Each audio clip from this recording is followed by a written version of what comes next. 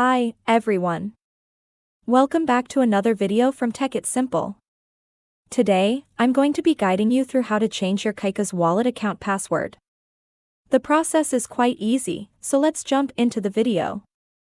Launch/open your Kaikas Wallet application and make sure to log into your account. Once you're signed into the main homepage, tap on the gear button located at the bottom right corner. Inside the settings menu, tap on Change PIN code. Your PIN code acts as a password for your Kaikas Wallet. Every time you sign into your account, you will need to enter the 6-digit PIN. So, enter your current 6-digit PIN code in the text boxes. Once you are done, you will now need to enter a new PIN code. Confirm the new PIN code by entering it again.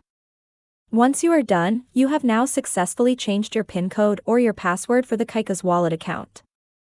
Next time you sign into your account, you will then need to enter the newly updated PIN code. And that is how it's easily done. If you found the video helpful, go ahead and give us a thumbs up. Don't forget to subscribe to our channel by hitting the subscribe button. Also, press on the bell icon so that you'll never miss another upcoming upload from us. I will see you again in the next video.